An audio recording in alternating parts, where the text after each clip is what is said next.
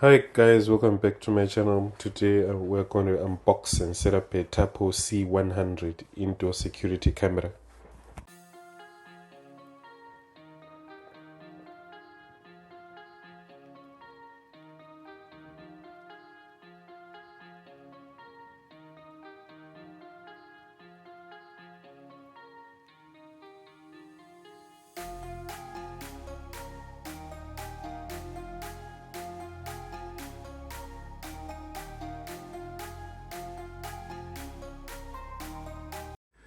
The security camera has got an SD card slot in which you can also use that as an option for saving recordings locally. Apart from that, there is also an option to save your recordings to the cloud, and I believe there is an extra monthly premium for that. So this device comes with its own power adapter. All you need to do is just plug it in the standard power outlet. So we've got a 240 VAC 3-pin socket that we're going to plug it to, then route the cable on my cable management.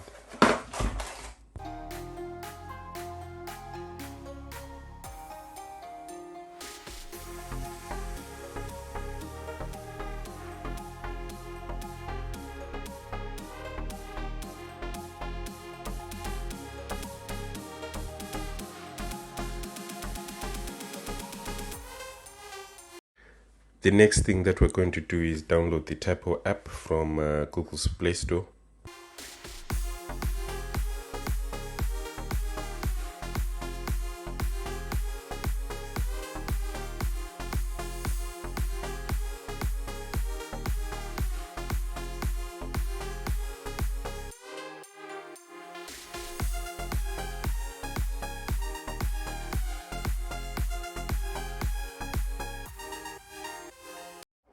You should also set up a Tapo user account so that you can be able to use the application.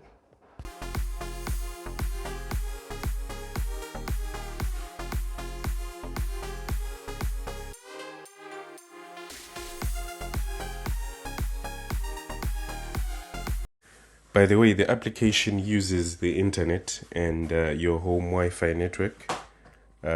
So you need to make sure that you've got that set up. Now I'm going to do a device discovery on my network. Then the app will search for the device.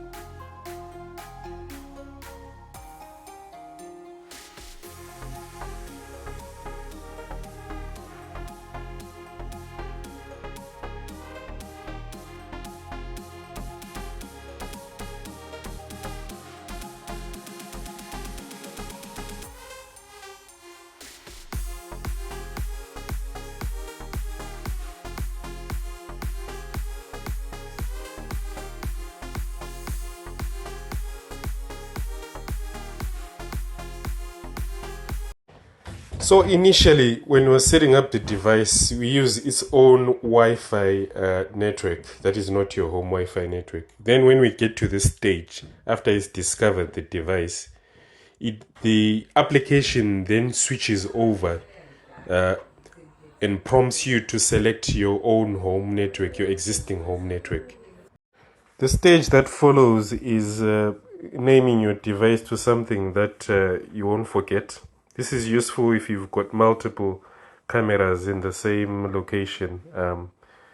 You can name one, let's say camera 1, camera 2, camera 3, whatever name you want.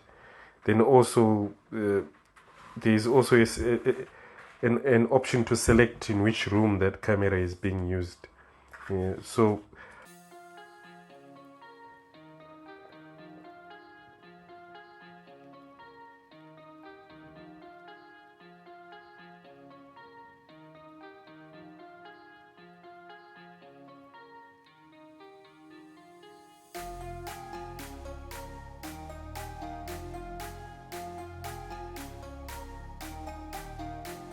after that, we then do a firmware upgrade. Firmware upgrade usually occurs because, as you know, a camera will go and sit on the store for a couple of months or whenever. So by the time it gets sold, usually the manufacturers would have upgraded the software, so the firmware update is necessary, especially for security purposes.